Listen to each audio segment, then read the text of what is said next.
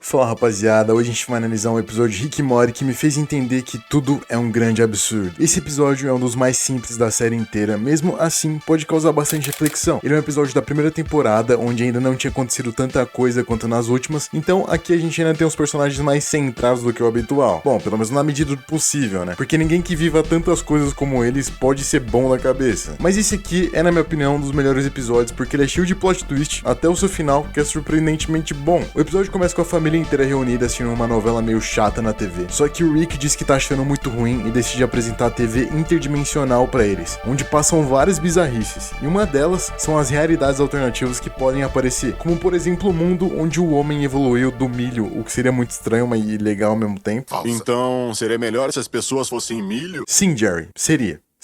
Até que aparece na tela uma realidade em que o Jerry é um famoso, e o próprio Jerry, Summer e a Beth ganham um óculos de realidade virtual onde é possível ver as diferentes dimensões onde a vida deles é completamente diferente. Tô orgulhoso de você, Morty. Olha, eu não dou a mínima pra mim mesmo, Rick. Vamos ver umas coisas bem doidas. Mas o Morty é uma das pessoas que não quer ver como seria a vida dele em outras dimensões. E acho que isso se deve ao fato de que 2 episódios atrás ele teve que trocar de dimensão com o Morty que morreu, fazendo com que ele tivesse que se enterrar. E isso me lembra uma pergunta de Sêneca, um filósofo estoico, que é: por que você se atormenta e perde tempo com um problema que seria mais inteligente e desprezado do que resolvido? O Morty entendeu que ver as outras vidas dele mesmo só causaria problema, porque ele ficaria imaginando quais foram as decisões que ele tomou pra chegar naquela outra vida, e ficaria comparando o que tem agora com o que ele poderia ter tido, o que causaria uma grande angústia dentro dele. Portanto, ele foi muito perspicaz ao desprezar. Fazendo isso, ele se vacinou contra o mal da comparação, coisa que iria acabar com a autoestima dele. Mas a questão do Morty é ainda mais profunda, porque ele não tá desprezando uma opinião, objeto ou alguém fora de si. Ele tá desprezando a si próprio, tanto por ter se enterrado, quanto por não querer ver outras vidas e ele poderia ter tido. E isso é simplesmente incrível. Ele chegou a um estado inabalável de se desprezar. E quando você chega nesse estado, você despreza aquilo que dá valor ao mundo, no caso você mesmo. E se você despreza a fonte de toda a opinião, você tira o valor de toda a opinião, tirando assim o valor do mundo. Portanto, se desprezar é desprezar o mundo, fazendo com que você possa dar valor ao objeto que você quer. E nesse caso é justamente aos programas de TV interdimensionais. Ou seja, ele desvaloriza tudo pra valorizar a TV. Foda.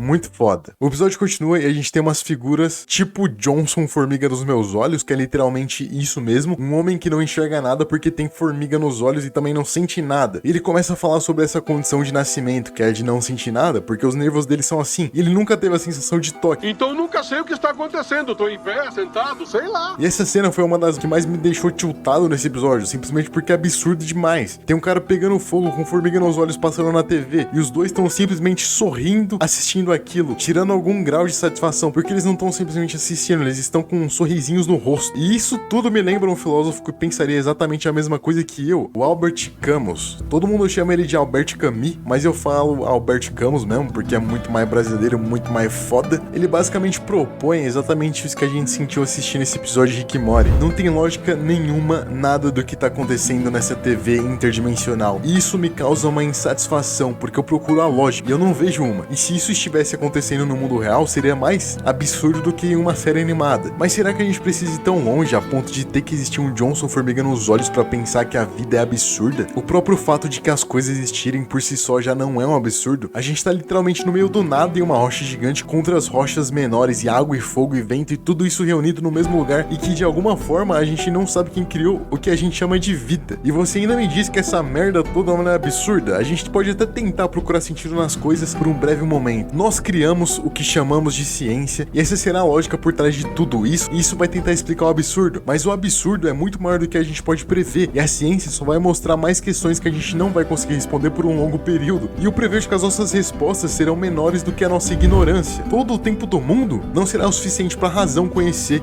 e entender tudo. Bom, mas continuando, né? Também existem mais programas absurdos, na verdade todos aqui são. Um deles é esse de portas falsas, onde esse cara por algum motivo vende portas falsas, o que não teria utilidade nenhuma parando pra pensar, mas vai saber, né? E quando a gente pensa que o comercial acabou porque ele sai do estúdio, logo a gente vê que ainda é o comercial. É basicamente a metafísica dos comerciais. É uma loucura isso aqui. Em paralelo ao absurdismo desse episódio, a gente tem a Summer, a Beth e o Jerry vendo as suas vidas paralelas. E principalmente o Jerry e a Beth descobrem que eles teriam realizado os sonhos profissionais deles se eles não tivessem a Summer e nem o Morty. Eu não tô vendo nada. Bom, se eles apareceu numa linha do tempo diferente. Digo, se o seu pai e eu realizamos os nossos sonhos, há uma chance de você nem ter nascido. Ai, meu Deus, me desculpa, eu não queria ter dito isso. E os pais começam a gostar muito da ideia de não ter tido filho cedo. Eles acabam percebendo que talvez preferissem serem felizes em suas carreiras do sonho do que ter uma família e as responsabilidades que uma família traz. Chega até a ser engraçado, porque a Summer descobre que ela ia ser abortada. E eu não sei por que eu falei que chega até a ser engraçado, mas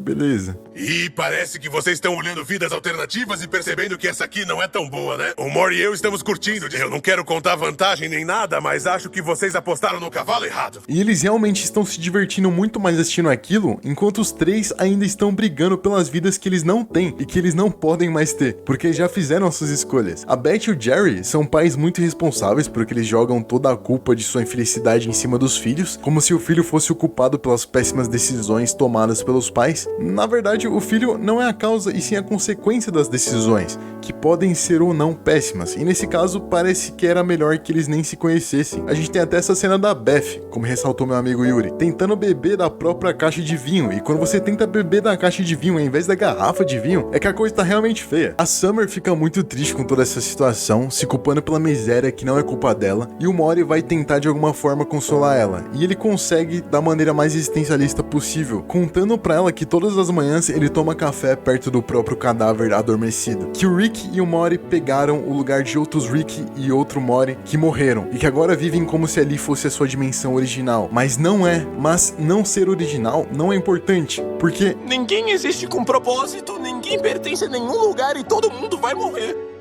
Vem assistir TV. a vida e o universo não demonstram nenhum sentido aparente. Não é como em um jogo que alguém vai te dar uma missão e você tem que cumprir. Na verdade, toda raiva, culpa ou qualquer outro sentimento não é tão importante quanto imaginar Sísifo feliz. Isso aqui foi uma referência filosófica e só quem entendeu, entendeu. Sinto muito. Mas esse episódio tem um dos melhores finais da série, que é quando as vidas das realidades paralelas, onde o Jerry e a Beth conseguiram o emprego dos sonhos, se encontram. Os dois dessa realidade percebem que o maior erro da vida deles foi ter feito o aborto da Summer. Beth Sanches, sou apaixonado por você desde o colégio. Queria que eu não tivesse feito aquele aborto e não parei de pensar em como poderia ter sido. Isso faz os dois, na dimensão original, perceberem que na verdade eles não estão vivendo as piores vidas. Apesar de parecer que eles estavam bem melhores seguindo as carreiras dos sonhos, na verdade eles estavam infelizes e solitários. Portanto, se você acha que sua vida tá ruim, talvez seja só uma opinião errada quanto ao que você tá vendo. Talvez sejam só os seus sentimentos te iludindo. Talvez seja só sua imaginação fazendo você acreditar que estaria melhor em outra situação. Então faz igual ao Mori.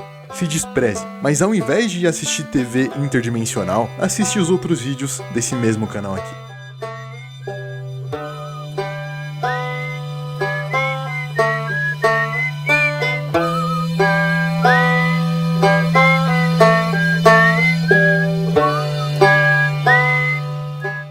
ハムレット R